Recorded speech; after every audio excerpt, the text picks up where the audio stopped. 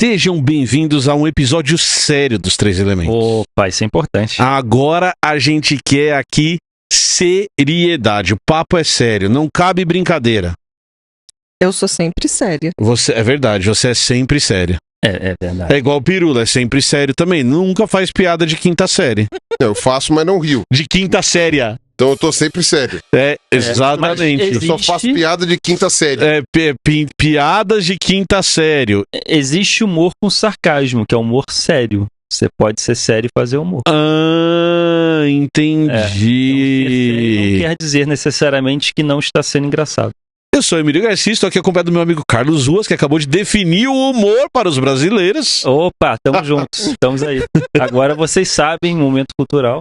Exato, exatamente. É assim que é o humor, é isso. Sarcástico. Entendi. Humor sério.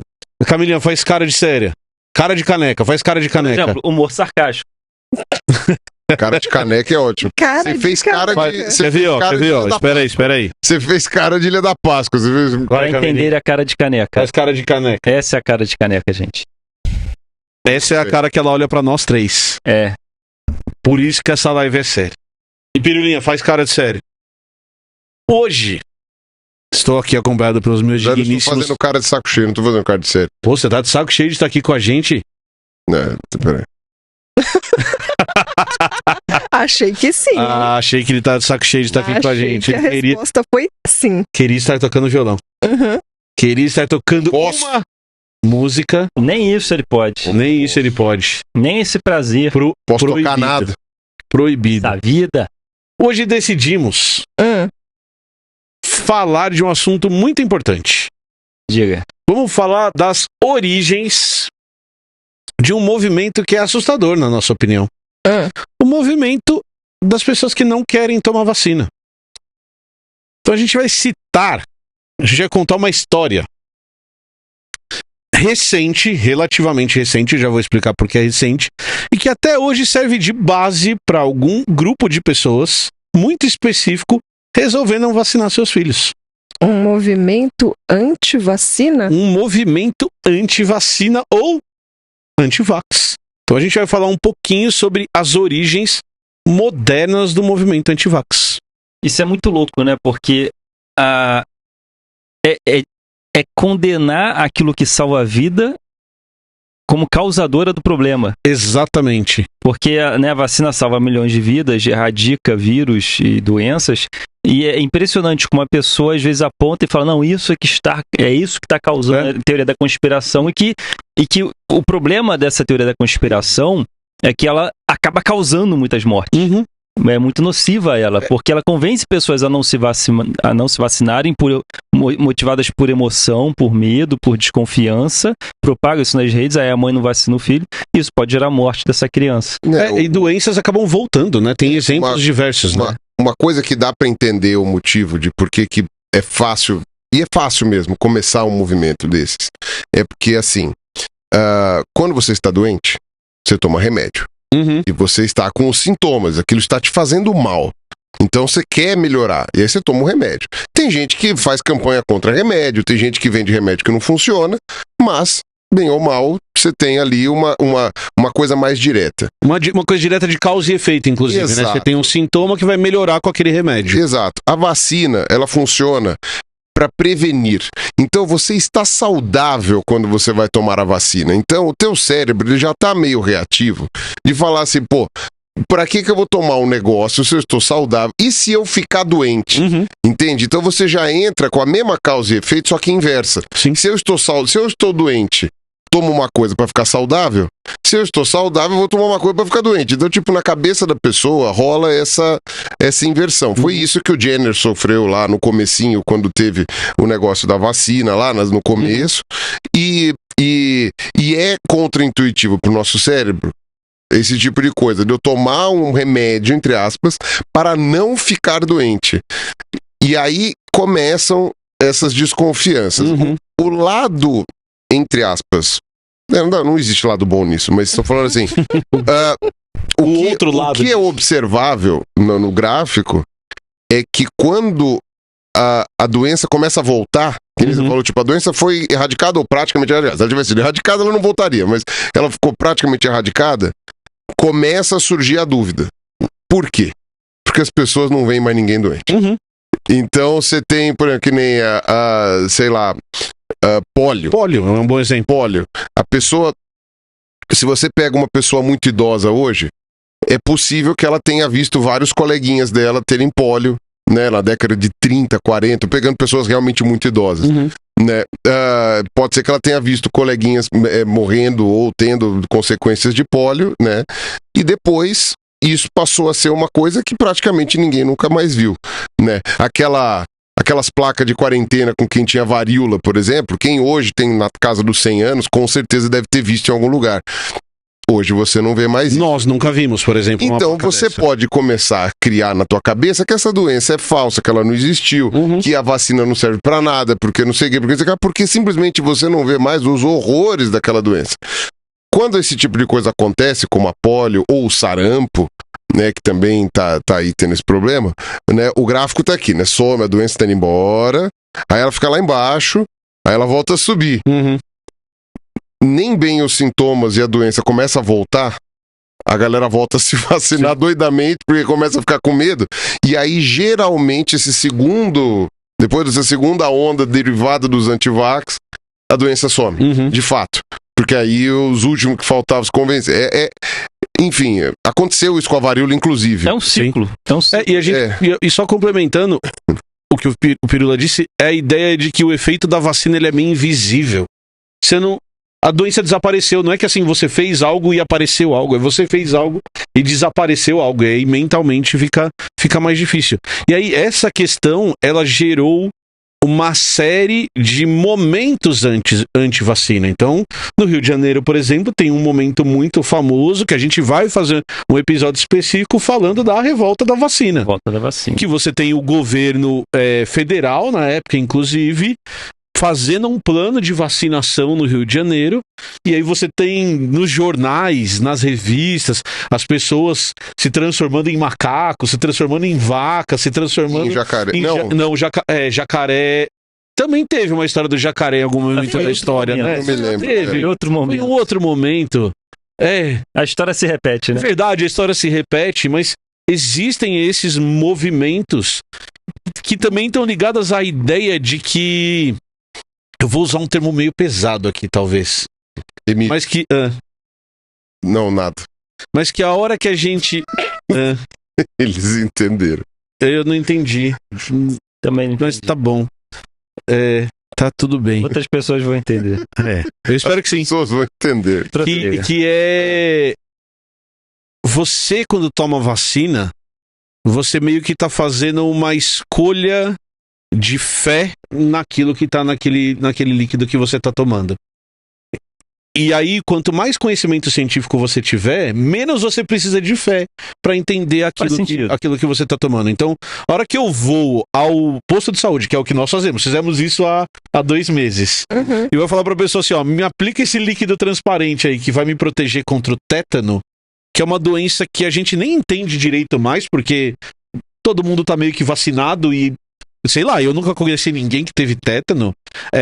Eu tô meio que dando um salto de fé na ciência que é contida naquele líquido pra resolver o meu problema, né? Que era o que acontecia quando a gente era menor, né? A gente, criancinha, a gente acreditava na nossa mãe, que falava, vai lá, toma vacina, a gente tomava vacina, só que daí a gente pôde estudar, fez um curso mais relacionado à área, a gente fez ciências biológicas, e aí a gente começou a entender melhor como vacina funciona. Hoje não é mais um ato de fé. Né? Mas é louco você ter falado isso. Confiar na mãe, né? Hoje em dia tem a mãe que tá confiando na mãe, a mãe fala pra não vacinar e... Mas a gente cai nesses estudos disso que a Camila falou, e aí aqui falando pro nosso público mesmo, que é o nosso papel como membros ativos da sociedade. E aí eu não tô falando de sociedade Brasil, não tô falando de sociedade... Nós temos a maior audiência do Brasil, a gente pega a rede nacional. Mas a sociedade no sentido de as pessoas que te cercam, e do papel que você tem no convencimento dos seus familiares e que os seus familiares têm no seu convencimento de fazer A ou B. Então muita gente fala assim, pô, vocês precisam fazer um vídeo sobre vacina, como a gente tá fazendo, e a gente acha importante, porque vocês vão ter impacto nas pessoas que estão assistindo. Tá bom, eu acredito nisso, por isso que estamos aqui. Mas ao mesmo tempo eu também tenho dados científicos que me mostram que se você conversar com seu tio, se você conversar com seu pai, com a sua mãe, o seu poder de convencimento também existe, ele também é importante para as pessoas tomarem vacina, tomarem os remédios, fazerem exercício e tudo mais, né? Os remédios que funcionam. Os remédios que funcionam, e se basear em ciência. Não, e aí, eu sei que você vai contar a história, mas quando essa história surgiu, até a gente ficou assim, opa, acendeu uma curiosidade da gente querer entender melhor o que estava acontecendo. Claro. Qual história? A história do movimento, do que baseia o surgimento moderno do movimento anti-vax. Porque é isso que eu ia falar, porque nos anos 70 teve uma onda anti-vacina muito forte nos Estados Unidos, motivada pelos namastê. Sim. Que foi porque a indústria farmacêutica tá dando uma coisa que você é injetado e vai fazer mal, você vai morrer, não sei o que lá. Tanto é que até hoje, uma boa parte das pessoas que não se vacinam nos Estados Unidos é vegano, gratiluz, não sei o que lá, babá, e tem um monte de coisa. Primeiro que eles falam que teve teste em animais, então já não vai testar, já não vai tomar vacina. E também tem o lance dessa questão aí da indústria malvadona, tal, posso viver de luz, posso, sei lá, tomo aqui um chazinho e pronto, e vai resolver. Nunca mais vou pegar a doença. Tem uma outra coisa em relação aos Estados Unidos que a gente precisa trazer para contextualizar também, e aí nós não vamos nos aprofundar nisso, que é a relação da comunidade preta nos Estados Unidos com as vacinas.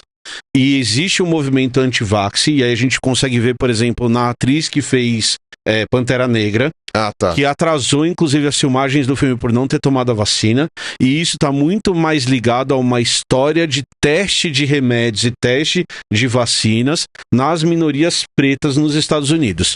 Então é uma pílula anticoncepcional e testes no continente africano também, que foram feitos de maneiras ilegais por essas empresas. Se você for ver, a própria revolta da vacina foi isso também. Também tem. Porque os caras entraram o pé na porta nos cortiços, na época ainda não dava pra chamar de favela, ou chamava, mas o pessoal não usava o termo. O pessoal foi pé na porta e mandando vacinar à força. Isso. Os pobres. Os ricos tinham acesso à informação e estavam vacinando voluntariamente. Os pobres eram da onde vinha a doença, os humores, então eles tinham que ir lá vacinar os pobres. Por isso que teve aquela revolta. Ela foi parcialmente justificável, porque o governo depois teve que tomar outras medidas para conseguir efetivamente vacinar a população mais pobre, porque falaram, tá bom, os caras não curtiram o pé na porta, soco na cara. O problema é como foi conduzido. Exato, né? O que a gente vai contar hoje, então, é o movimento anti-vax mais moderno, principalmente nos Estados Unidos e na Europa, se baseia num artigo, a origem dessa discussão, se baseia num artigo publicado na Lancet, e a gente vai explicar a importância da Lancet daqui a pouco, por um médico chamado Andrew Wakefield, é isso mesmo. Andrew Wakefield. Campos do acordar. Campos do despertar. Campos do despertar. E seus colaboradores. É sempre importante a gente dizer que esse é um artigo que não tem um autor só.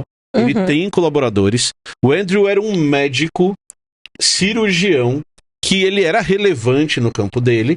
E em 98... Eu gostei do verbo. Ele era um médico porque ele foi caçado. Ele foi caçado depois. Então ele era um médico, ele era relevante no campo dele. E em 98 ele publica um artigo numa das principais revistas científicas médicas do mundo chamada Lancet. É importante a gente dizer isso porque uma das ferramentas da ciência é a publicação dos seus dados usando uma ferramenta que se chama correção por pares. Então, se eu quiser publicar um artigo numa boa revista científica, eu vou mandar esse artigo para a revista, vai ter um editor que vai dizer, esse artigo é pertinente ou não, e ele vai mandar para especialistas, que são os pares, que daí vão atuar como revisores. Que vão atuar como revisores, aí vai depender da revista. Tem revista que tem 2, tem revista que tem 3, tem revista que tem 2, e se esses 2 discordarem, vai para um terceiro. Então você vai ter os mais diferentes formatos de correção por pares. Se esses pares aprovarem a hipótese, então essa hipótese é válida. e aprovarem um método, esse método é válido, esse artigo é publicado na revista em questão, certo? Não, mas eles analisam tudo. Até as malditas referências. Os dados, tudo. E aí, muitas vezes o artigo volta para que você faça, às vezes, mais experimentos, para que você aumente seu número amostral, para que você repense algumas hipóteses. Então, eles dão várias sugestões que podem ser pouquinhas ou podem ser muitinhas. Eu até vi um meme esses dias que era assim, 2 pessoas numa mesa conversando, eu não lembro se era um adulto, uma criança, e aí eu conversando com o revisor 1. E aí veio uma outra criancinha num carrinho elétrico e atropela a mesa, sei lá, e aí é o revisor 2 chegando, sabe? Destruindo tudo. É que você recebe as recomendações do revisor 1 e fala, nossa, olha, eu nem vou precisar mudar tanta coisa. Aí vem o revisor 2 e você fala, meu Deus, eu vou ter que refazer tudo. E sim, os caras realmente têm razão, fica melhor o artigo, dá um trabalho, demora um tantão para sair.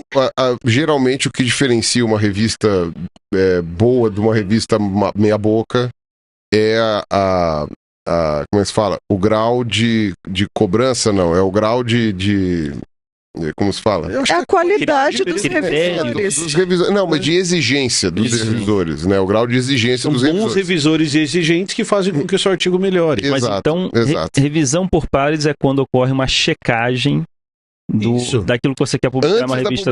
Antes da publicação. Você manda para o especialista. Então, eu estou publicando um artigo com vacina, por exemplo, que é o caso do Andrew. Então, especialistas da área vão avaliar para ver se isso deve ser publicado ou não. Isso, ele avalia... Ou publica, ou está bom, ou está ruim, ou se precisa ser corrigido antes de publicação. Isso. Geralmente são os 3... Isso é revisão por pares. Isso é revisão por pares.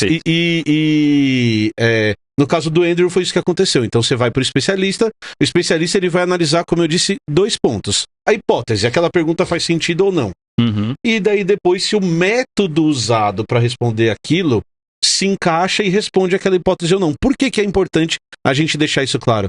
Porque, a princípio, e eu já vou explicar por que, a princípio, revistas científicas não estão preocupadas com o resultado da pesquisa. Entendi, porque mesmo dando errado... Não, mesmo dando não, mesmo você negando a hipótese, não é dar errado. Mesmo dando não, é importante publicar para falar, olha... Não é isso. Não é isso. Exatamente isso. Então, não é só para publicar o que deu certo ou o que foi sim. Exato. Então não tem essa questão de dar certo ou se dar errado. Se você fez um bom método, a sua pesquisa é boa. Só que ela pode negar aquela hipótese que você levantou. Perfeito. Por que eu falo que, a princípio, o resultado não deveria ser levado em consideração? Porque revistas científicas têm 2 características. A primeira, são feitas por pessoas, e pessoas têm seus interesses, pessoas têm os seus vieses, têm os seus... E a segunda coisa é que revistas científicas são assinadas. As revistas científicas geralmente são pagas por pessoas ou por institutos para você usar aquela revista científica. Então, quando você quer usar a Nature, você assina a Nature. Quando você quer usar a Lancet, você assina a Lancet. E isso não é barato. É bem caro. As empresas, quem assina são as universidades, são os governos. São os governos, são não sei o quê. O povão mesmo usa o Sci-Hub. Porque é ridiculamente caro assinar isso. E você forma empresas bilionárias e que são donas do conhecimento científico. Então, se você publicar numa revista como a Nature, por exemplo, a Nature passa a ser dona daquele artigo. Você não tem mais o direito editorial de publicar aquele artigo onde você quiser. Aquela versão é de propriedade da Nature. Ela é dona daquela versão do conhecimento. Que para você deixar o seu artigo livre, em algumas revistas, você pode até... Você tem que pagar. Pagar e é uma porrada. É uma porrada mesmo. Então... Mas aí eles deixam Open Access. Eu não lembro. Então você teria que pagar para que os direitos não sejam dela. Não, olha só como funciona. Os direitos continuam sendo da revista. O direito mas é dela. ela fica aberta ao público. Então o público não precisa assinar a revista pra ver. Na minha época, era umas lapadas tipo $6.000. Mas é isso mesmo. Era uma coisa assim, tipo, você enfia $6.000 pra... Ok, então você realmente quer que o público veja o seu artigo, que é o cálculo do que eles estão, entre aspas, perdendo do quantidade de downloads que eles iam ter daquilo. Tá, eu preciso assinar a revista para poder consultar todos os artigos que tem no banco de memórias dela. Você pode baixar o artigo individual também e você vai pagar mais uma cacetada. Mas tem que pagar. Você vai pagar $50 para acessar um artigo. Tá. Aí eu vou te dar eu vou te contar a história. Aqui do Brasil, por exemplo. A Camila foi paga pelo Estado de São Paulo para fazer o trabalho dela. Tá. Então o Estado de São Paulo, além de pagar uma bolsa de estudos para ela, um valor mensal que pagava o trabalho dela, ele também forneceu dinheiro para ela ir para o Pantanal, fazer a pesquisa, também forneceu tudo isso, certo? Uma reserva técnica para que eu pudesse comprar material, sabe? Eu fazia uma pesquisa com química, eu precisava de um monte de materiais para fazer essa pesquisa. Então, podia usar o dinheiro da minha reserva técnica para isso. Eu precisava viajar para o Pantanal. Podia usar o dinheiro da minha reserva técnica para isso. Eu precisei viajar para consultar um especialista no exterior e fazer um treinamento com ele. Eu pude também usar o dinheiro da minha reserva técnica. Tá bom. Aí ela pegou e produziu conhecimento, um conhecimento inédito que ninguém tinha. E ela publicou isso numa revista. Esse conhecimento na forma daquele artigo, porque você pode entrar no site da Unicamp e consultar o documento que a Camila produziu, a tese que a Camila produziu. Isso é livre. Mas isso é livre, isso tá lá no site da Unicamp. Mas se você quiser a versão artigo disso, isso é propriedade de uma revista. Então, além da revista não ter pago nada da pesquisa dela, a hora que você publica na revista, esse conhecimento nesse formato é propriedade da revista. A Camila não pode abrir um site, por exemplo, e publicar esse artigo do jeito que ele está na revista. Eu não poderia pôr no ResearchGate, mas... Tem um limite de tempo, não tem? Tem, assim, esse meu último artigo, que também já é um idoso... Esse eu acho que eu paguei, não lembro, mas eu acho que eu paguei para ele ser Open Access. O mais antigo, que é do mestrado, ele não era, mas porque ele já é um senhor também, aí ele virou... Eu lembro que... eu sei que em algum momento vira Open Access, mas é porque fica velho. Mas só falando pra galera, essa conversa é muito importante pro contexto do que a gente vai falar daqui a pouquinho. Então, por isso que vale a pena a gente gastar Mas na revista tem a matéria sobre a descoberta dela. Tem o artigo. É um artigo escrito por ela, um artigo científico é diferente de uma matéria. Foi publicado na revista, na banca de jornal, eu compro e leio. Não é na banca de jornal, não, porque... Quer dizer, na Paulista, talvez tinha uma ou duas bancas que tinha essa revista. Que existe a versão em papel, mas existe a versão digital. Mas aí eu posso acessar o artigo dela comprando a revista. Pode, se você pagar por aquele número da revista, você pode fazer um plano mensal. Ou um plano mensal. Ou então, anual, o que acaba acontecendo é que o governo brasileiro, ele paga milhões de reais para essas revistas para disponibilizar o acesso a elas para estudantes das universidades brasileiras. Mas aí você tem que acessar via rede das universidades. Porque, por exemplo, a revista ficou velha, queria acessar aquele artigo do ano passado. Você precisa ir a uma federal, ou uma estadual, ou a Unicamp. Aí tem que entrar no site da revista e aí tem que pagar. Pelo computador da Unicamp. Para ter acesso a isso. Você não vai precisar pagar porque o governo já pagou, então você vai ter acesso lá do computador da Unicamp, mas está pago. Se eu for na Unicamp, eu consigo. Se você for mesmo não sendo estudante. Exato, se você for na biblioteca da Unicamp, fisicamente... Aí eu consigo ter acesso a esse artigo. A todas as revistas que a Unicamp assina. Uma coisa que a gente precisa lembrar é que hoje, e aliás eu acho que isso daí é importante para colocar no artigo do Wakefield, quando foi em 98? 98. Então, hoje a gente tem tudo em PDF. Isso, hoje você tem acesso digital. A lógica dessas revistas era numa época em que a assinatura era no papel. É verdade. Então, o que acontece? A biblioteca da Universidade X assinava tal revista. Era tipo o pessoal que assina Veja, que assina a Folha, o Estadão. Chega na tua casa, chegava na biblioteca. Não tinha como você acessar esses materiais se você não fosse assinante, porque eles não entregavam. Ou você ia na biblioteca, põe embaixo do braço, levava, pegava emprestado, alguma coisa assim, ou você Não conseguia. Eu, quando fiz a minha iniciação científica, eu tive que ir muito em bibliotecas. E ainda estava, não interessa o ano que foi, mas ainda estava um processo de princípio de digitalização. Claro. Então, tipo, eu tinha muito pouco artigo em PDF. Eu tinha mais em papel. Eu tinha que ir nas bibliotecas, conversar com a bibliotecária, ver qual das bibliotecas assinava aquela revista. Então, algumas revistas a geologia assinava e a biologia não. Tinha a biblioteca da biologia e da geologia. Exato. Estava nos lugares fisicamente Estavam nos lugares diferentes. Algumas revistas eram assinadas pelas geociências do Rio de Janeiro e não de São Paulo, então eu tinha que ligar pro Rio de Janeiro, pedir pros caras trazerem. O cara mandava revista. Os caras mandavam uma cópia da coisa.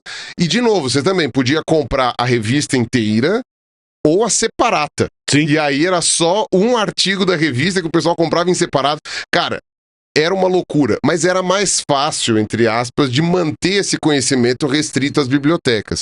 Eu conhecia um ou outro professor, e geralmente aqueles que eram mais ricos, que assinavam a revista de forma particular. Tipo, eles queriam receber em casa aquela revista porque eles iam usar. E mesmo eles, em determinado momento, tinham aquele problema de todo mundo que assina revista e jornal.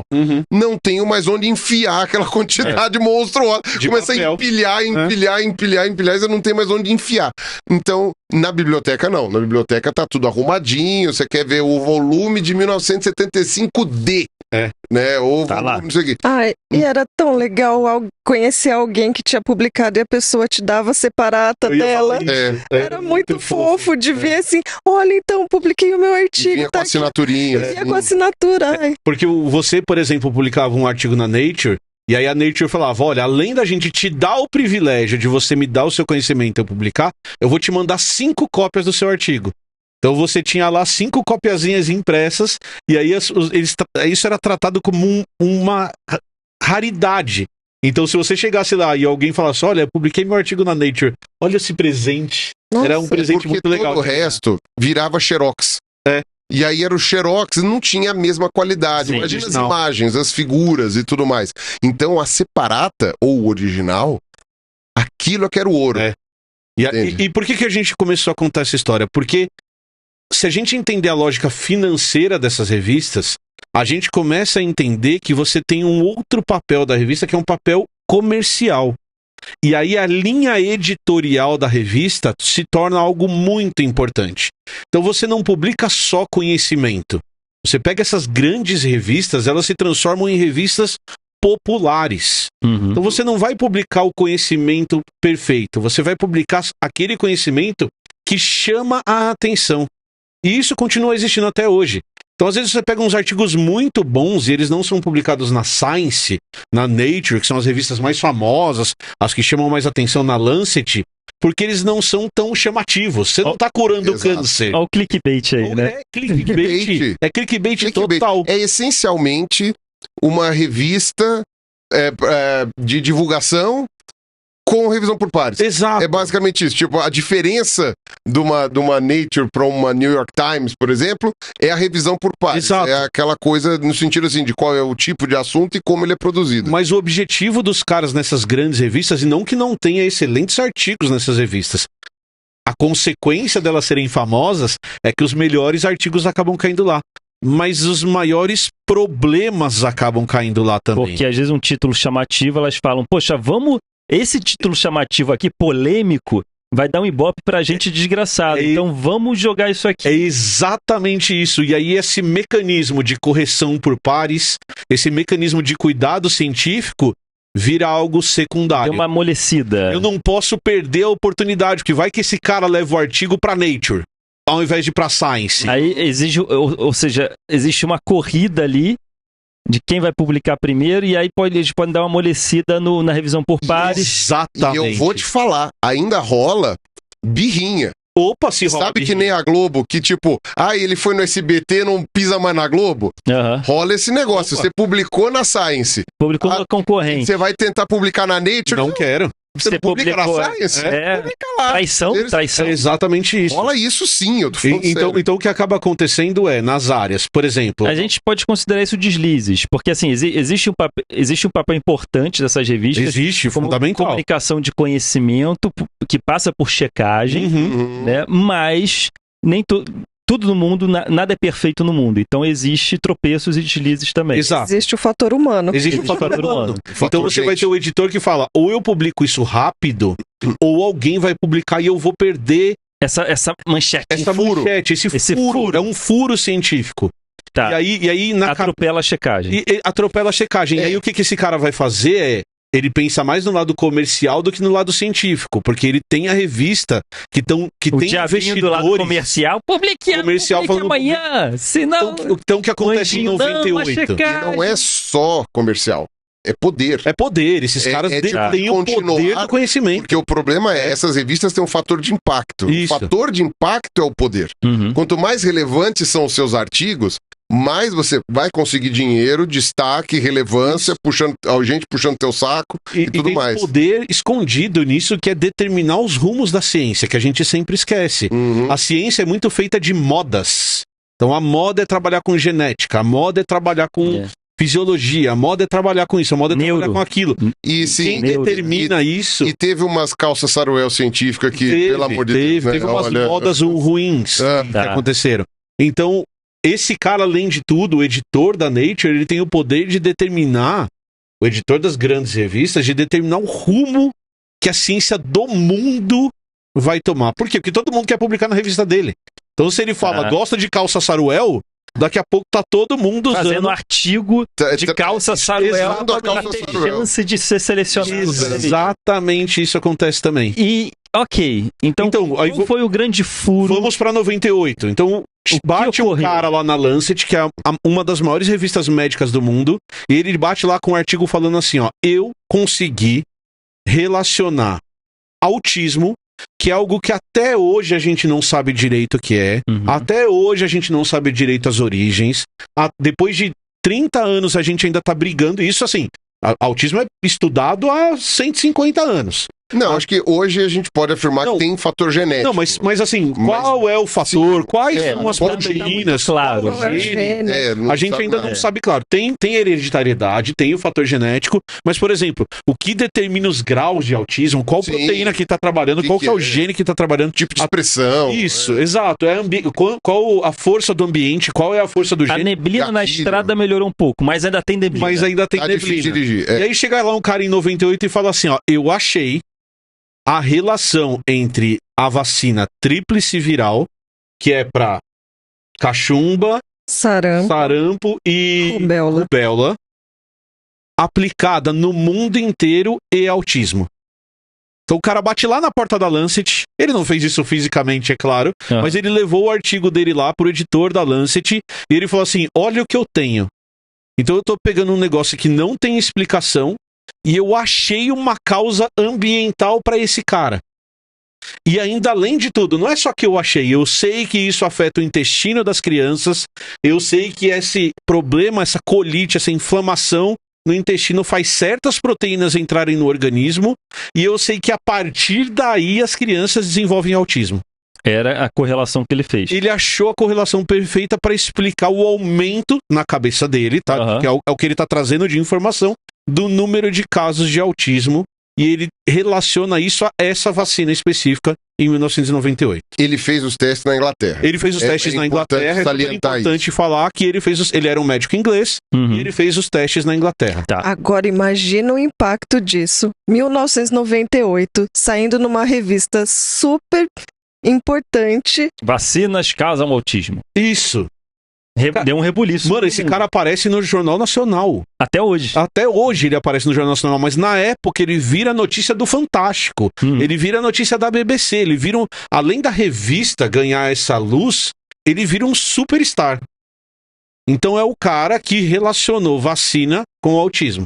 E aí tem uma coisa importante. Quantas vidas custou essa matéria? Muitas, e custam até hoje. Muitas. Custam até hoje. Como o Pirula disse, depois os casos de sarampo começa a subir. Pararam de vacinar. Isso.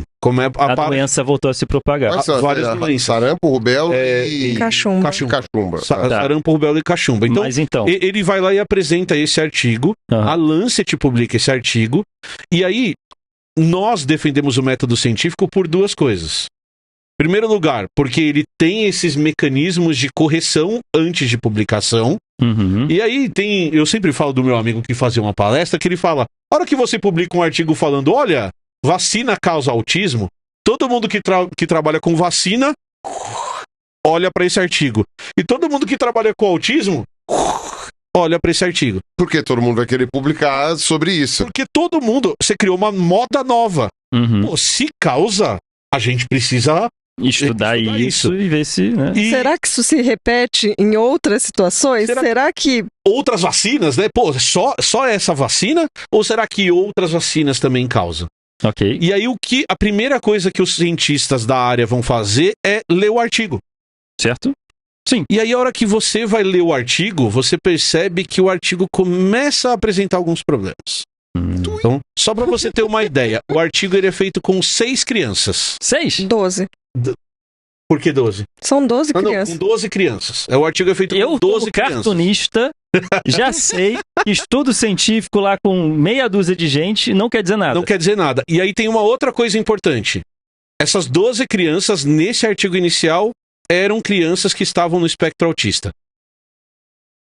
Já pegaram crianças de espectro autista para fazer isso, para saber se elas tinham autismo, para saber se a vacina que foi que causou. Isso. E aí então você não tem como saber, porque já tá com autismo. E você não tinha crianças que não tinham autismo e que não estavam no espectro autista e que tinham tomado a vacina. Ok. Então, a hora que você começa a voltar para aquela ideia que a gente trouxe para você lá no começo, o que é correção por pares? É a análise da hipótese. Qual é a hipótese? A hipótese é que existe uma relação entre a vacina e os casos de crianças no espectro autista. A vacina tríplice e as crianças... Então, essa é a hipótese. Tá. Aí você tem 2 respostas. Sim, existe essa relação. Não existe essa relação. É uma hipótese válida. E ele tirou essa hipótese... Calma. Fala, de uma observação. Ele fez uma observação. Ele estava estudando as crianças, ele fez uma observação que ele achou o vírus do sarampo nas crianças. Isso, mas ele já estava estudando crianças com autismo, então ele meio que já estava procurando uma causa para o autismo. E aí ele levanta essa hipótese. E aí ele fala, achei isso, então a minha hipótese é de que há uma relação. E aí, a segunda parte que você vai ver é se o método responde ou não. E aí as pessoas começaram a perceber que, e isso depois eles começam a perceber, que nem a hipótese dele faz sentido, porque essa relação de vírus do sarampo no intestino, ou vírus do sarampo e autismo, ela não se confirma em outras crianças que estavam no espectro, que nem toda criança que está no espectro tem a tal da inflamação do intestino que ele observou naquelas crianças, e que no trabalho dele ele não tem nem grupo tratamento e nem grupo controle. Ele trabalhou com um grupo de crianças lá. Então, ele foi pior que o Jenner. Ele foi pior que o Jenner. O Jenner pegou uma criança aleatória e já foi injetando o negócio, né? Que hoje seria considerado criminoso, mas ele foi lá injetando.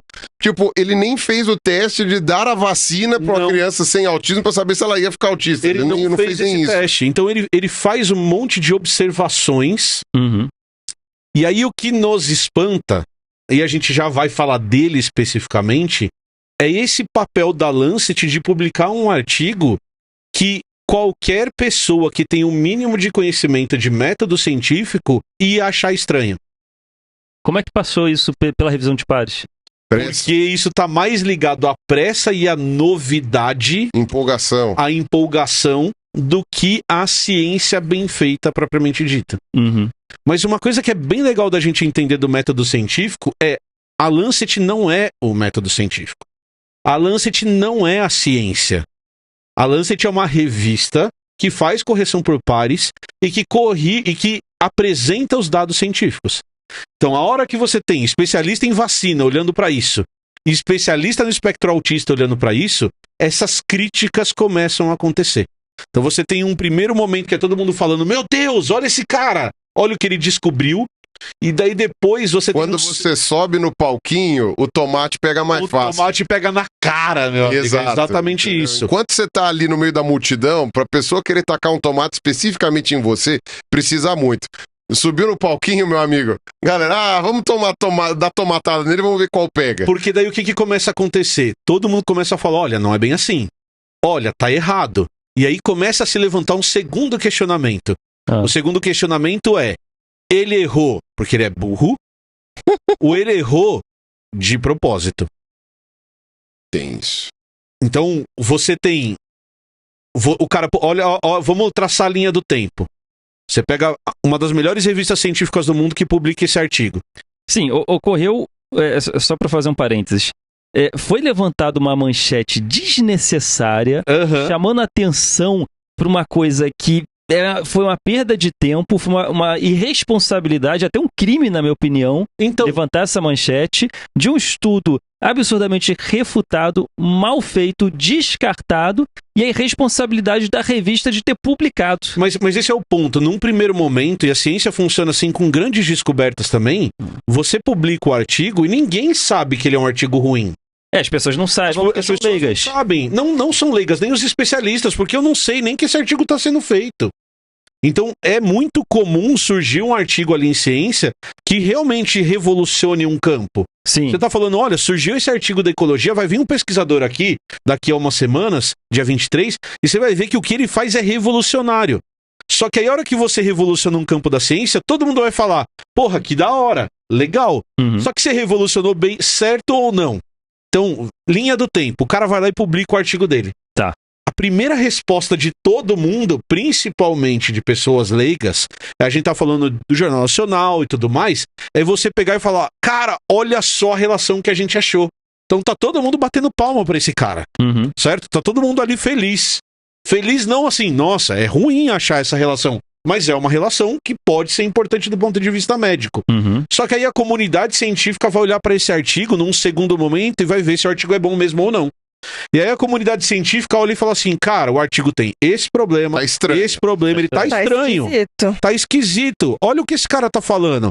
Essa hipótese não faz sentido. Esse método aqui tá horrível. Tá horroroso. Tá horroroso. Por que que... E aí começa a se perguntar.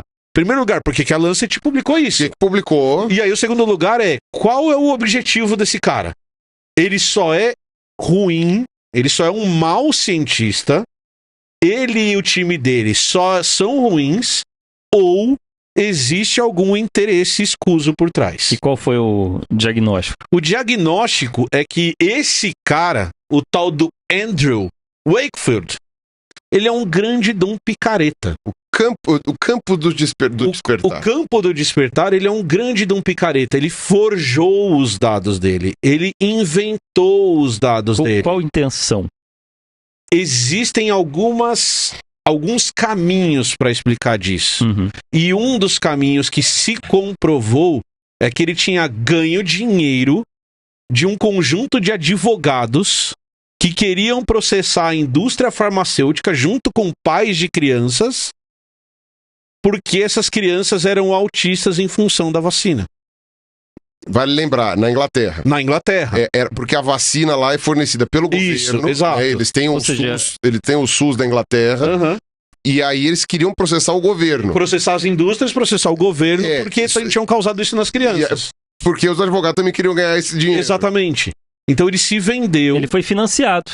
Ele foi financiado para ganhar. Ele ganhou esse dinheiro para forjar esse artigo. Mas, ou seja, já existia um movimento antivacina dos pais que se juntaram para bancar um médico para fazer... Não necessariamente um movimento antivacina, mas existia um movimento de pais de crianças no espectro autista, que tinham a ideia de que isso era uma possibilidade e que bancaram ele com o objetivo de ganhar dinheiro do governo. E aí ele, para fazer jus, já que estava ganhando dinheiro, não quer parar de ganhar esse dinheiro. Exato, ele inventou os dados para confirmar a hipótese. Para confirmar a hipótese. Ou seja, não era uma hipótese que ele tinha pensado. Ou talvez até tivesse, mas assim, juntou a fome com a vontade de comer ali. E ele fala de um negócio de um bactericida que tem na... Isso. E aí na composição da vacina. Chega nesse momento também que a justificativa dele é que na vacina tinha um bactericida, tinha uma substância química que tinha como objetivo manter as vacinas funcionando por mais tempo, não estragar as vacinas, e que era isso que estava causando a inflamação, e que é essa inflamação que permitia a entrada de certos peptídeos na corrente sanguínea, que atingiam o cérebro da criança e causavam o transtorno do espectro autista. Essa era a hipótese dele, né? Isso era o que ele... Não era só hipótese, isso é o que ele afirma que aconteceu no artigo dele. Certo? Certo. O final da história do Wakefield é que ele é processado por esse artigo. Não, porque olha o que ele causou no mundo. Isso, e ele é condenado por isso. Ele perde os títulos dele. Por isso que eu falo que ele não é médico mais. Ele é condenado por ter inventado esses dados. E o legal é que, assim, a comunidade científica toda foi lá e falou, não, pera, vamos testar, vamos ver, vamos analisar, vamos investigar. Mas, para provar que aquilo era uma fraude, precisou um jornalista investigativo ir lá para investigar essa história. E chegar ao ponto de conversar com os colaboradores do artigo e esses caras falarem, isso aqui a gente não viu, isso aqui não foi bem assim. Então, não só a comunidade científica, vários artigos, aí imagina, Ruas, quantos artigos vieram depois e quanto investimento foi utilizado para mostrar que não há uma relação entre vacinas e o autismo. Quanto dinheiro foi usado para desprovar uma mentira que já tinha sido provado judicialmente como mentira, mas provar cientificamente. E dá muita raiva isso, porque ele devia ter uma mentalidade meio sociopata, porque ele sabia o risco que existiria, ele publicando isso, das mortes que poderiam ocorrer. Então, mas assim, até hoje... Ele ganha dinheiro com isso. Ele defende que não houve fraude. Até hoje, porque... Coincidência ou não, ele saiu da Inglaterra, chuta pra onde ele... Eu vou dar uma chance do país pra onde ele foi. Que país ele foi saindo da Inglaterra? Estados Unidos da América. Será? Sim. Nossa senhora, ele foi fazer... Inclusive, ele até hoje faz palestras dizendo que ele não teve fraude nenhuma, que ele é um perseguido. Ele é o Galileu, não sei o quê. Tentando correlacionar que vacina pode gerar alguma coisa. Chutem quem votou. Não sei, não vou falar. Chuta. Não vou pensar em laranja nessa hora. Não exatamente. E só pra você ter uma noção. E assim, o cara geralmente... E o pior é isso, que é muito comum até aparecer manifestação de tudo coisas nesse sentido. De repente você vê, tá lá a cabecinha dele lá, o Wakefield lá. Tudo que não presta, o cara vai acabar, né? Tudo mal converge pra morda. Né? Tipo... E é impressionante, né? Como até hoje, grupos anti-vacinas pegam ele lá, 30 anos atrás, pra exaltar, e ainda olha só o que causa. Exato. E o que é interessante o que a Camila explicou é muito bem explicado, porque a justiça agiu mais rápido que a ciência, porque a ciência tem método. A ciência demora para acontecer. E aí aqui a gente precisa fazer uma crítica grande. A gente tá falando de um artigo de 98. A retratação da Lancet, ou seja, a revista que ganhou muito dinheiro e que ganha muito dinheiro para publicar ciência, aconteceu em 2010. Retratação dela falando então, fizemos besteira. Lembra aquele artigo desculpa que a gente publicou que era uma merda? Aquilo está errado, nós erramos. 12 anos depois, para você ter uma retratação da Lancet. O artigo foi retirado. Esse ventilador espalhou muita merda. Que até hoje você sente o cheiro. Exato. Não, e teve um engajamento muito grande das comunidades nos Estados Unidos, que já eram anti-vacina por uma série de questões.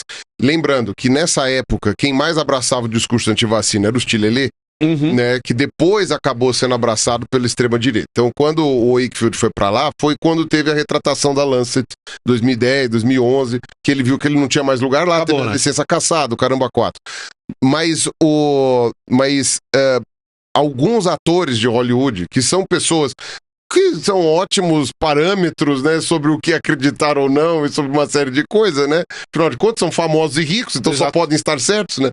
Enfim, alguns atores de Hollywood, algumas outras pessoas influentes que tinham filhos no espectro autista, acabaram abraçando essa ideia. Então, você vai achar umas fotos na internet que até agora ele tá meio que tentando se reajustar, né? Do Jim Carrey, né? O Máscara, o Ace Ventura, não sei o quê. Como a cara, né? Tipo, a cara do movimento antivacina por causa do autismo.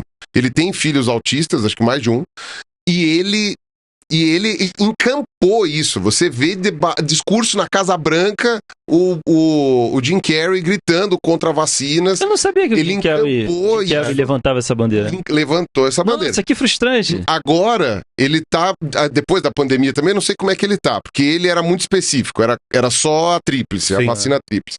Mas depois você começa a espalhar isso para todas as vacinas, etc. Né? Agora ele tá muito específico, até onde eu tinha visto. Não, são só vacinas que tem tal composto. Isso, que é esse composto. Assim. Que é esse antibacteriano.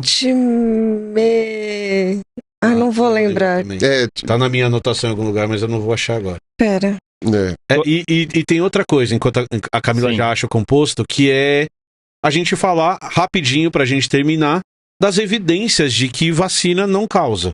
Então, a primeira coisa que eles fizeram foi avaliar os casos de inflamação. Então, será que crianças no espectro autista realmente tinham essa inflamação no intestino que ele achou? E tem algumas que sim, e tem outras que não. Aí, será que tem o vírus do sarampo que ele achou? Não tem. Não acharam nenhuma relação com isso. Mas tem um dado que é muito marcante. Você pega o sistema de saúde inglês, eles têm dados de muitos anos extremamente confiáveis. Então você tem o dado de antes da tríplice e depois da tríplice. Então eles foram ver a prevalência de crianças no espectro antes da aplicação da vacina e depois da aplicação da vacina. E eles conseguiram mostrar estatisticamente que os casos do espectro não aumentaram pós-vacinação. Que era esperado se você tivesse essa relação entre vacina e estar no espectro autista. Então, existem N evidências, e aqui eu vou falar muito sério, centenas e mais centenas de artigos que mostram que não existe nenhuma relação entre o espectro autista e vacinação de qualquer tipo. E é uma pena, 30 anos depois, a gente ter que fazer vídeo falando isso. Exatamente. Né? Que era pra ter sido uma coisa já descartada, há dezenas de anos atrás. Vacinas salvaram milhões, se não bilhões de vidas no planeta, e existe essa discussão feita em cima disso. Eu acho importante só reforçar que é um pensamento que eu tive, porque a gente, intuitivamente, a gente gosta de torcer às vezes pro mais fraco. Entre Davi e Golias, a gente torce pro Davi. Se um time de futebol, Real Madrid, vai jogar contra o Criciúma, a gente torce pelo Criciúma. Isso faz... Você lembrou muito bem. Porque a pessoa pensa assim, poxa, ele tá sendo julgado pela comunidade, e a pessoa acaba, né, tadinho dele. Mas a pessoa, você que tá assistindo, você tem que entender que na ciência, esse pensamento não funciona.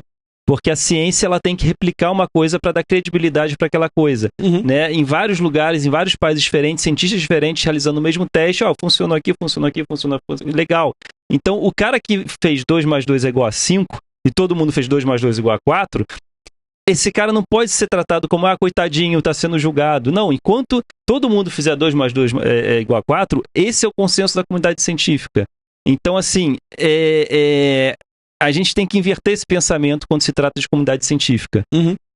Esse parênteses que esse pensamento do mais fraco não vale para quando você fala de ciência. Boa. Lembrou a substância? Ptericida, que é o composto que eles achavam que tinha a ver com a história do autismo, é o timerosol. E aí eles estavam relacionando isso, tanto que eles vão investigar vacinas que não tinham esse composto. Alguns países pediram a retirada do composto das vacinas e isso não mudou a incidência de casos de autismo nesses lugares. Na verdade, em alguns lugares até eles viram um aumento, mas que daí não tem nada a ver com ter a vacina. Tirar ou colocar. Exato. Camilinha. Oi. Magnética ou 5G? Queria o 5G. Carlos Ruas, magnética ou 5G?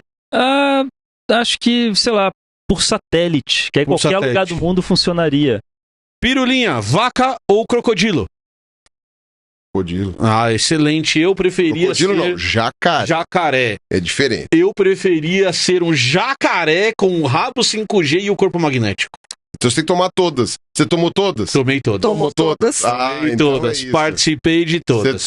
Qual é? A da Pfizer, AstraZeneca, Janssen, todas. A Coronavac. Não, Tomou só mesmo? Coronavac que eu não tomei. Pega uma colher aí, vamos colar nele pra ver se vai ficar preso. Vamos ver se você tomou mesmo. Não eu pode. tô usando não o Wi-Fi pode. dele, viu? Exato, meu 5G. Tá usando meu 5G. Só vejo vantagens. Isso. Cancelei meu plano mensal. É super importante a gente contar a história da ciência, entender como a ciência é feita e entender essas histórias, porque daí a gente consegue produzir um pensamento crítico e tomar melhores decisões na nossa vida, certo? Certíssimo. Beijo pra vocês, lembrando que esse episódio é uma produção Toca Cash, que é do grupo Toca Livros. Se vocês quiserem escutar os audiolivros dele, é só vocês clicarem no link aqui embaixo, usar o cupom ELEMENTS que te dá 15 dias de grátis para você escutar os livros, e se você gostar, você vê qual plano mais te apetece para escutar audiolivros incríveis. Muito bem. Certo? Certinho. Beijo para todo mundo. Beijo do gordo. Até quinta, hein?